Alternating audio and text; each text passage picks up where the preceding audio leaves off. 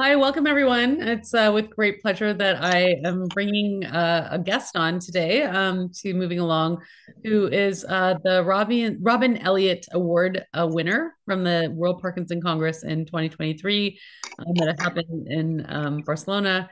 And he won this award for outstanding community service. His name is Kabugo Hannington Tamale. Welcome, Hannington. He's from Uganda, and he has an amazing story to tell of Parkinson's advocacy. And I just really enjoyed meeting him at the meeting and just his energy and really his sort of advocacy around this important cause in the part of the world that we have many issues and barriers to delivering care. So welcome, Hannington. Tell us a little bit about sort of why you think that they gave you the award and a little bit about your story. Thank you so much, Indu, and I'm so blessed to be part of this interview, to be featured in the magazine. My name is Hannington Kabugo Tamale. I'm from Uganda, East African part of Africa, and Uganda is the Pearl of Africa. I'm the country director and founder of Parkinson's Sibuko Uganda. Parkinson's Sibuko Uganda means Parkinson's is not witchcraft, or Parkinson's is not a curse.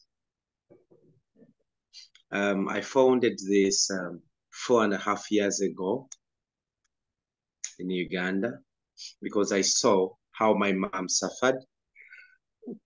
Excuse me. How my mom suffered with Parkinson's, how people called her witch, how they neglected her, how they abandoned her, to the extent that they had to have a discussion with my dad that they both separate ways, because the more they stayed together with us, they would definitely have, we too will get Parkinson's disease, because she thought, and my dad, that it was contagious.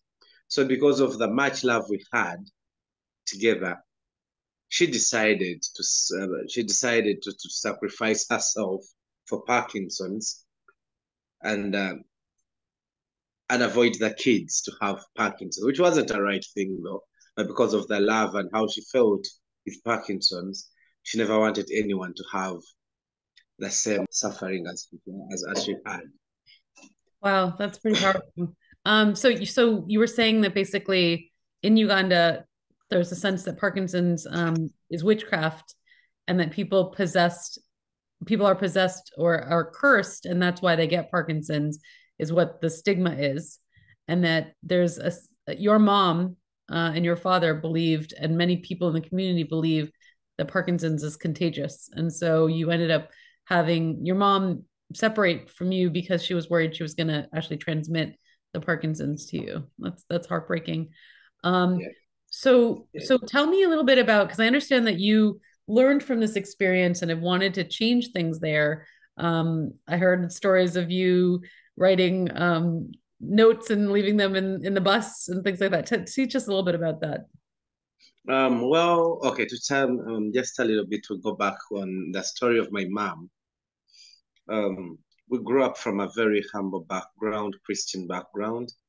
We grew up like any other kids, happily having mother, dad together, and we're living a very happy life. Not until my mom started experiencing the tremors, the stiffness, and because it's the talk of the community, the talk of everywhere, then she didn't want to disclose that, because she would hold a cloth and cover her arm like this, because she didn't want anyone to see that she has the tremors. Little did I know that my dad knew that she has the tremors and the stiffness, and so they knew she has Parkinson's. So they had to keep it in their bedroom. So not that it was beyond that it couldn't be hidden anymore, that everyone could see her with the Parkinson's, with the signs and symptoms of Parkinson's. So well, it later progressed. It was something hard for her. She stopped working. She had a shop, so she stopped working because everyone was laughing at her. Everyone was looking at her as a witch. Everyone was looking at her as someone who was possessed. People started running away from her, not even getting customers, because people knew when you get closer to a witch, I'm talking about a Parkinson's lady, Mire, my mom. So she saw she was doing nothing, so she had to stay home. So she kept herself in the house off road. So time came, they had to have a discussion with my dad. I always tell people they had their silly discussion and then came and told us that, hey, you know what? We have to leave this house. I leave the house for mom. And then we go and start renting. We had our own house and we had to leave our own house for mother. And then we went and started renting.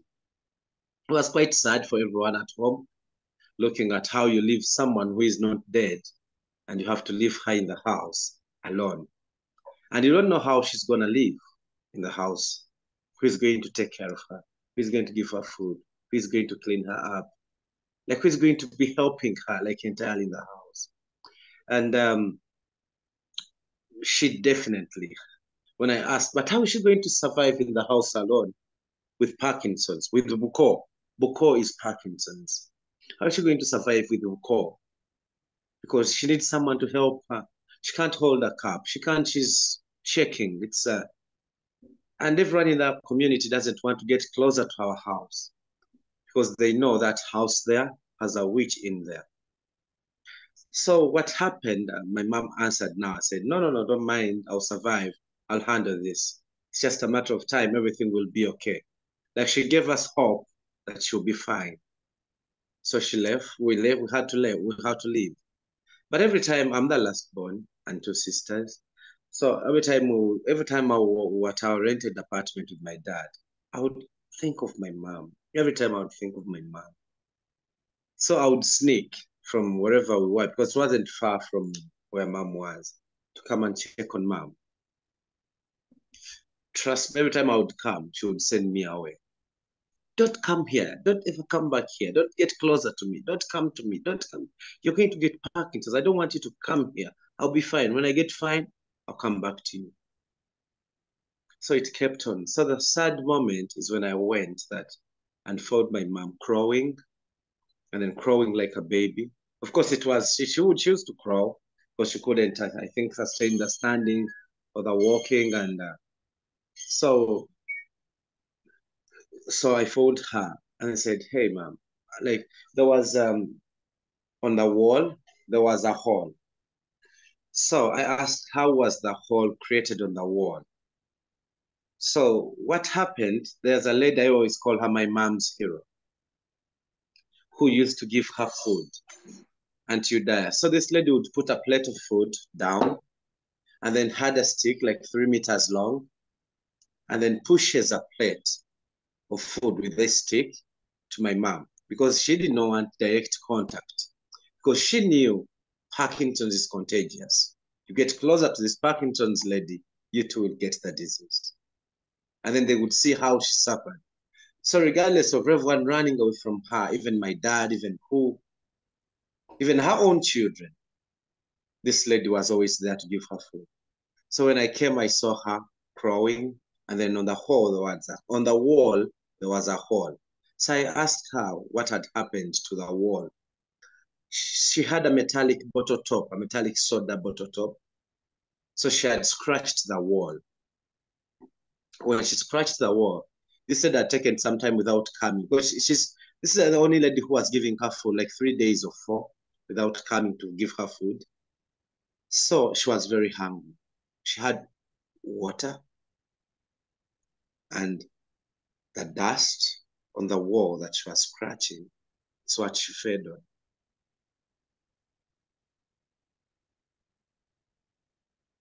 That time, because, I'm sorry. Yeah, it's always sad every time I say this story, but I'm happy to share. Wow.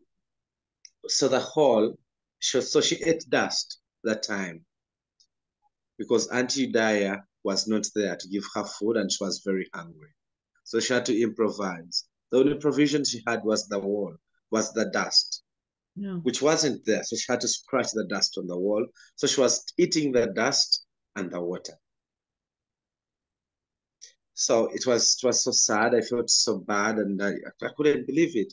I even went and touched her, hugged her. She was pushing me away. Don't get closer to me. I'll be fine. I'll be fine. When I'm fine, I'll get back to you, which wasn't the case. So I saw all this with my eyes, how my mom suffered. And later on, she passed on. I think she was being taken to hospital, or she passed on. But they didn't tell me what had happened. Not until April last year when I asked this lady. I kept on asking her, Auntie Udaya, what happened to my mom? What happened to my mom? If someone has Parkinson's, because everyone knows I advocate for Parkinson's now. Mm. So I told them, now I know if someone has Parkinson's, they cannot die like that because they have Parkinson's. They can live. They can live. Why? What caused my mom's death? So this lady told me, I think she was trying to walk and then she fell. So she hit her head and then she was seen after some days. So she was taken to hospital unconscious. That's when we lost her. Boy, I'm so sorry.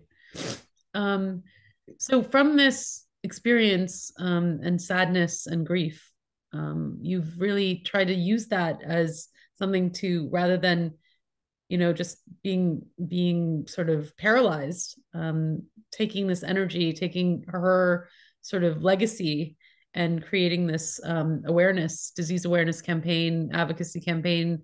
So how are you getting that done, Hannington? And what would you like to tell the viewers who are movement disorder doctors, some of whom are in Africa and some of whom are all over the world? Okay, thank you. So from that experience, it came to my mind, how can we help others like Millie, my mother, not to suffer the way she suffered? So it kept on my mind every time. I'm a food scientist. I'm not a doctor. I'm not a medical personnel. So I went to Mr. Google, and then I found out what causes someone to shake, what causes the stiffness. And then I saw videos and signs and symptoms of Parkinson's. And then this was nothing but my mom. So that's how I knew that the disease is called Parkinson's disease. So I said, what am I supposed to do to help others? Right? First thing I did on the awareness, I had to print out stickers with Parkinson's Sibuko. That is a Luganda word, the commonly spoken language, meaning Parkinson's is not witchcraft or curse. So I said, Parkinson's is Sibuko. Parkinson's is a science. If you have someone who has such and such signs and symptoms, don't hesitate to call this number. I put my contacts, and then I put a picture of a person with Parkinson's. Now on Google, I found on a white person, Mzungu, and Yes. then I had to change it to black because I had to change to black, and of course I put a picture of this person, the person with Parkinson's, and then I indicated the masked face, the blood Canadian, and so in just a week, I received over 50 phone calls from different people because I got these stickers and put them on taxis. In Uganda, we have taxis, and 75% of Ugandans use taxis. One taxi carries 14 passengers. So one taxi can move like 10 rounds. So you count 10 times 14. That's like 140 people every day. So I put on over 20 taxis, so I could create awareness of close to 2,000 people a day. So I had to get, they were reading and then they were giving me calls. And I said, wow, how am I going to help now these people? Yeah. So what came to my mind, I went to the community hall. I didn't have any money on me because I was a salary earner and I would little pay, and then I have to distribute it with all this and my family and my bills. So what I did, I talked to one of the community leaders. I told him what I was doing. and asked him if they're willing to give me free, to hire me free of charge, a community hall, which they did.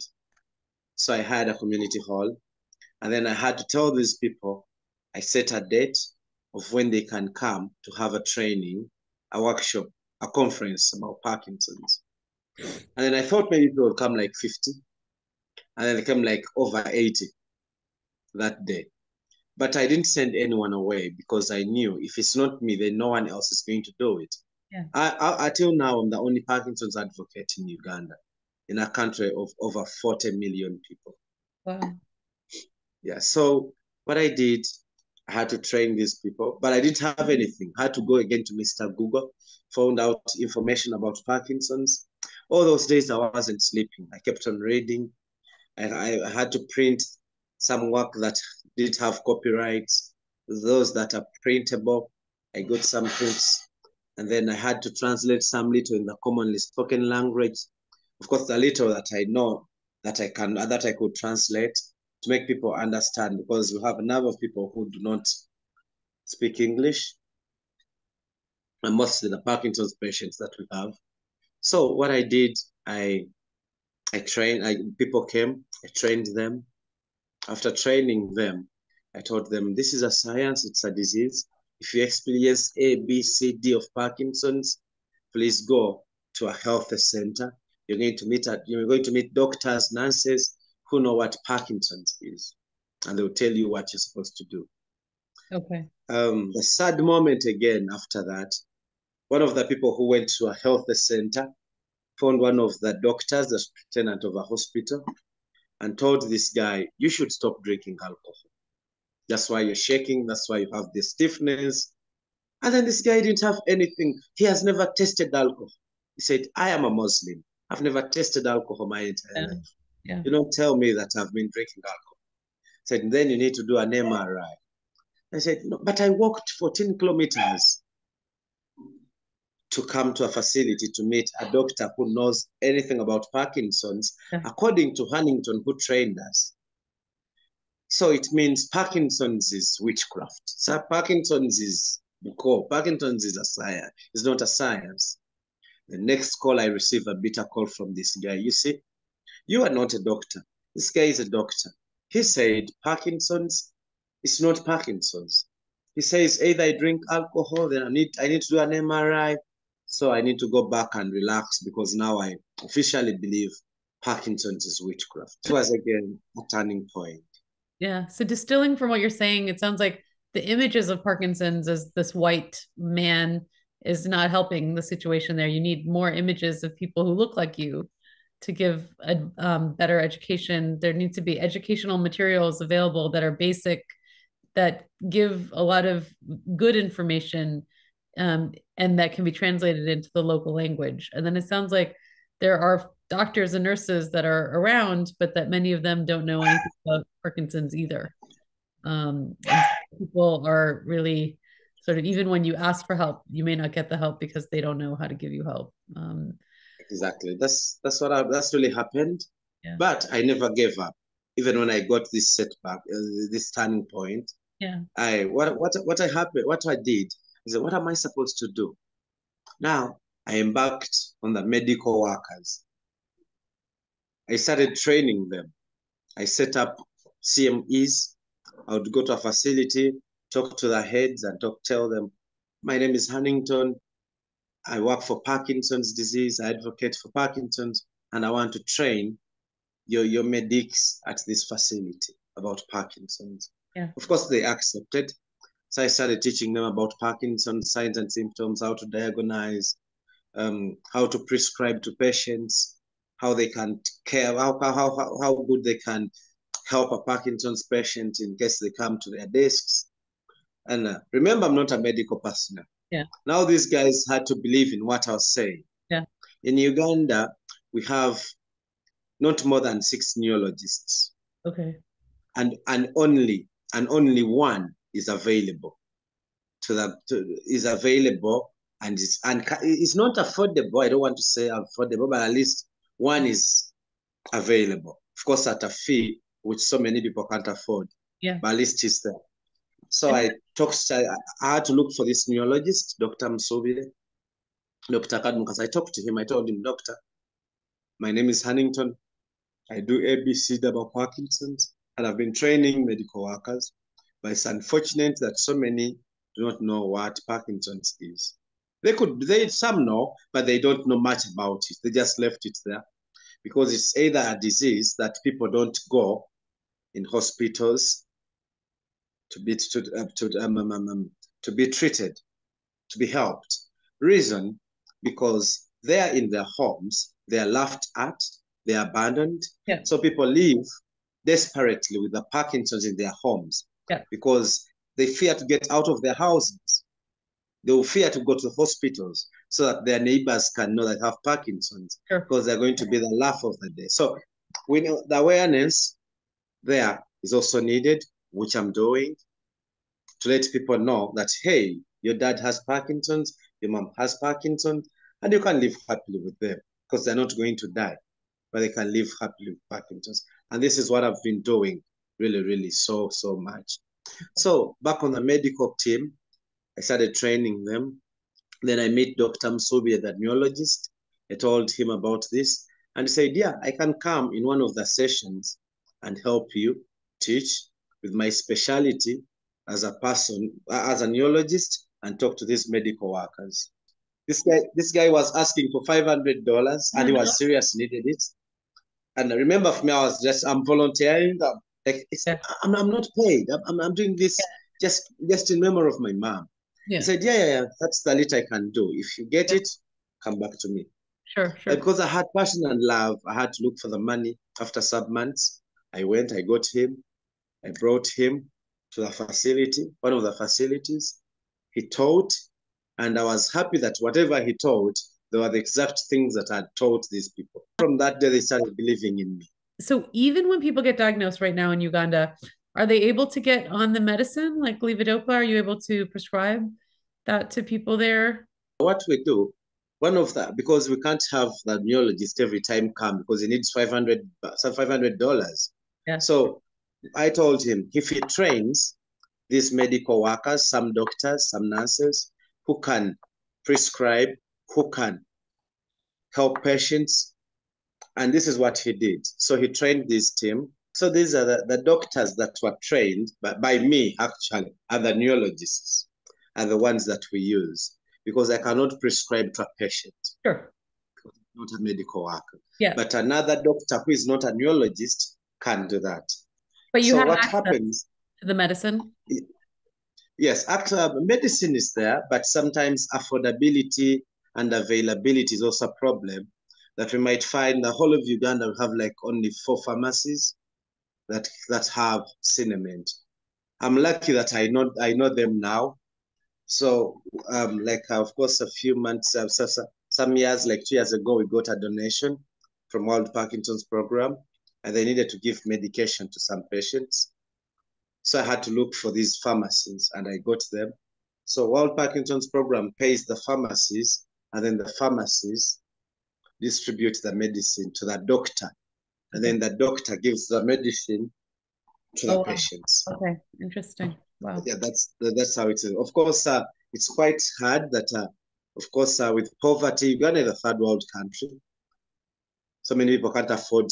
Actually, many of people cannot afford the cinnamon. They cannot. That's the fact. Because someone who can live on $5 a month and then needs to buy cinnamon, like a day someone might need like $2 a day. So oh wow. Okay. Right. Yeah. Someone needs like $50 actually a month. Okay. That's between 30 and 50. So making the medicine more available through pharmacies that can dispense it, making medicines more reasonably priced to accommodate the cost of living there, how much people make, and then helping to educate populations of people around how to give the medicine would be helpful. It sounds like 100%. 100%. Right. Great. Yeah. Another thing, I've trained the village health workers. These are like village volunteers. We've trained them how to to identify Parkinson's patients. They identify, and then they send them to these medical workers for diagnosis. And of course, the village health workers, these are people who live within our villages. They also do the awareness. That's So amazing. they do too. They identify and then they do the awareness. They let people, hey, don't run away from your mom. She's just Parkinson's. You can live happily with them. So it has also helped a lot in the awareness. That's amazing. Well, thank you so much, Hannington, for teaching us about this. I think we could speak about this for days, and I'd love to come and see, your work and meet the people that you've influenced. And I mean, I think you've taken a very sad, situation with your mom, who must have been an amazing woman. Very hard, sort of, to be away from her and to channel that energy into sort of the advocacy work. So I really commend you. Congratulations on your award, and we will hopefully be able to work together for the future to try to help to raise awareness about what you're doing, and to provide resources if we can through future endeavors with the Movement Disorder Society and other places. So thank you so much. Appreciate it. Thank you so much, and it was great talking to you. And thank you.